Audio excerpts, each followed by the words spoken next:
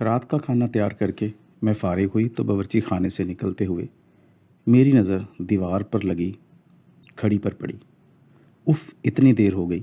میں نے جلدی سے سامنے صوفے پر پڑی چادر اٹھا کر اوڑھی اور گھر کی چابی پرس میں ڈال کر گھر سے نکل گئی۔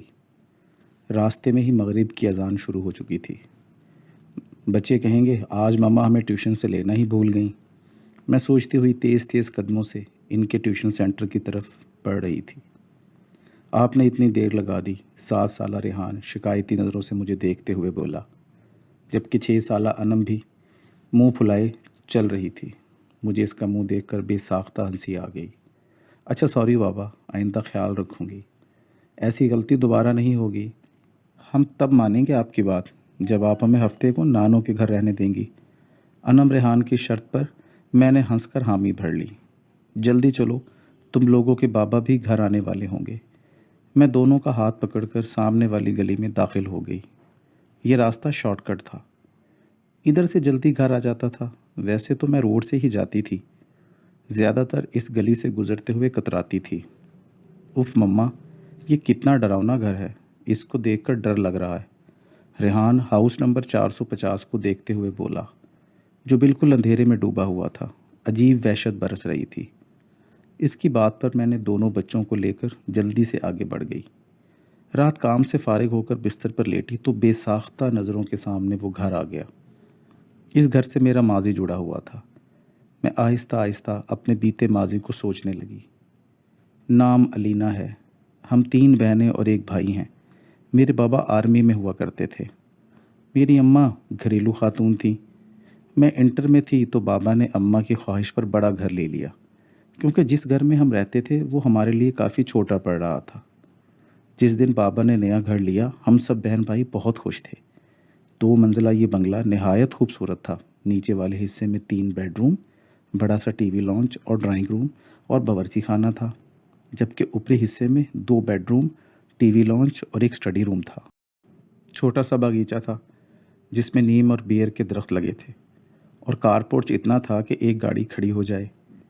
میری بڑی بہن مہرین جو مجھ سے 2 سال بڑی تھی، اور پھر اس سے چھوٹی ثنا جو 1 سال بڑی تھی، پھر میں تھی، اور سب سے چھوٹا ہمارا بھائی جو اس وقت 7ویں جماعت میں تھا۔ ہم تینوں بہنوں نے اوپر والے بیڈ روم لیے، جبکہ نیچے حارث اماں بابا جان کے ساتھ رہتا۔ ہم تینوں بہنیں چونکہ کافی ڈرپوک ہیں تو ہم ایک ساتھ ایک بیڈ روم میں سوتی تھیں۔ جس دن ہم شفٹ ہوئے اس دن کافی تھکن ہو گئی تھی۔ رات گئے تک سامان وغیرہ سمیٹ کر فارغ ہوئے، باقی کا کام اب کل کر لینا، اب آ جاؤ تم لوگ بھی سو جاؤ۔ کھانے سے فارغ ہوئے تو امی بولی تو ہم تینوں بہنیں اوپر آ کر لیٹ گئیں۔ تھکن اس قدر تھی کہ لیٹتے ہی نیند آ گئی۔ ابھی سوئے زیادہ دیر نہ ہوئی تھی کہ مجھے نیند میں ایسا لگا کہ کوئی باہر کا دروازہ بجا رہا ہے۔ میں نے اٹھ کر دروازہ کھولا تو سامنے کالی بلی کھڑی مجھے گھور رہی تھی۔ اس کو دیکھ کر میری بے ساختہ چیخ نکل گئی۔ میری چیخ پر میری بہنیں گھبرا کر اٹھ گئیں۔ کیا ہو گیا؟ سب خیر تو ہے؟ مہرین نے میرے پاس آ کر پوچھا۔ تم بلی سے ڈر گئیں؟ اس نے حیرت سے بلی کو دیکھتے ہوئے کہا، اور میں شرمندہ ہو کر واپس بستر پر آ کر لیٹ گئی۔ ہفتے کی رات ہم تینوں بہنیں رات دیر گئے تک جاگ کر باتیں کرتی رہیں۔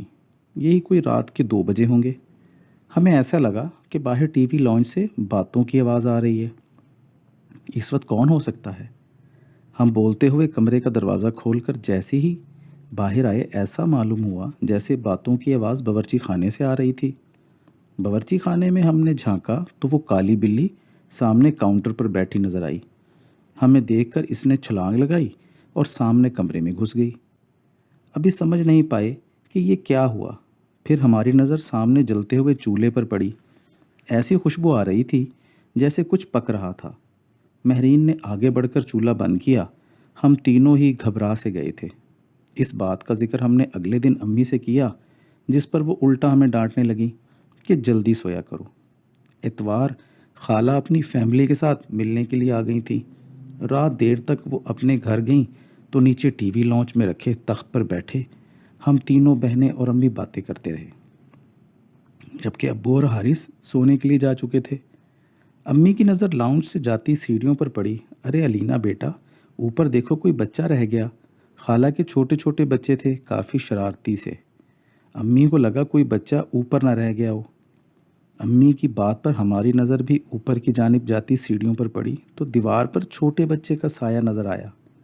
میں نے اٹھ کر اوپر جا کر دیکھنے لگی، مگر وہاں کوئی بھی نہیں تھا، جس پر میں خوفزدہ ہو کر تیزی سے نیچے آ گئی۔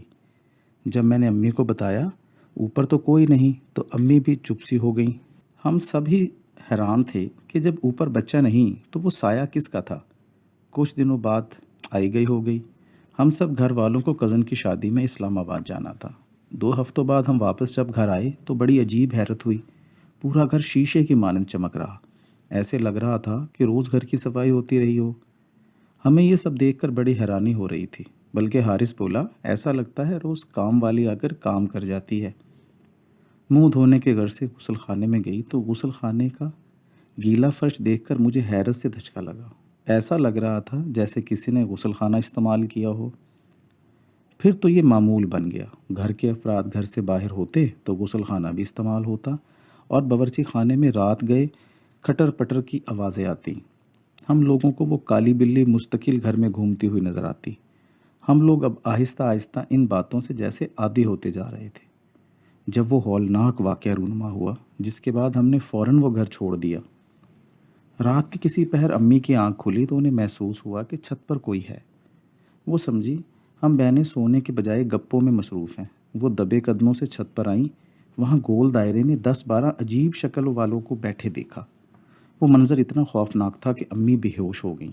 فجر کی نماز کے لیے جب ابو اٹھے، امی کو کمرے میں نہ پا کر لانچ میں آئے تو انہوں نے سیڑھیوں پر امی کو اوندھے منہ پڑی نظر آئیں۔